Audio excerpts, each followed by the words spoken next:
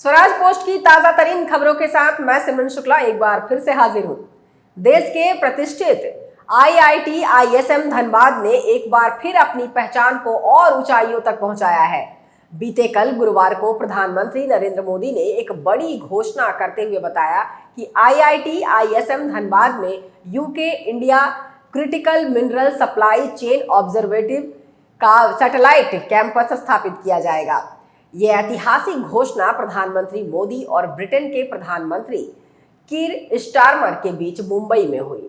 बैठक के बाद जारी संयुक्त बयान में जारी किया गया है कि इस पहल का उद्देश्य भारत और ब्रिटेन के बीच महत्वपूर्ण खनिजों की सुरक्षित, टिकाऊ और मजबूत सप्लाई चेन विकसित करना है। IIT ISM धनबाद में स्थापित होने वाला ये केंद्र न केवल स्वच्छ ऊर्जा और हरित प्रौद्योगिकी के क्षेत्र में योगदान देगा, बल्कि आधुनिक उद्योगों के विकास को भी नई दिशा प्रदान करेगा।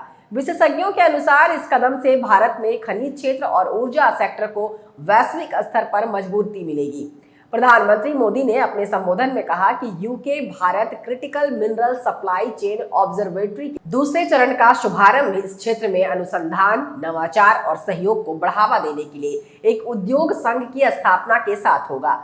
प्रधानमंत्री ने कहा कि इस ऑब्जर्वेटरी का एक सैटेलाइट परिसर IIT धनबाद में स्थापित किया जाएगा, जो संस्थान की सदियों पुरानी शैक्षणिक विरासत और खनन और भूविज्ञान के क्षेत्र में आधुनिक अनुसंधान क्षमताओं का प्रतीक होगा। ये निर्णय भारत की महत्वपूर्ण खनिजों की खोज, प्रसंस्करण और आपूर्ति श्रृंखला प्रबंधन में क्षमता को और सुदृढ़ करेगा और वैश्विक साझेदारी के साथ सहयोग को भी बढ़ाएगा। IIT ISM धनबाद में स्थापित होने वाला ये सैटेलाइट कैंपस नीति निर्माण, अनुसंधान और तकनीकी नवाचार का केंद्र बनेगा, जिससे भारत की ऊर्जा परिवर्तन और सतत विकास के प्रयासों को बल मिलेगा।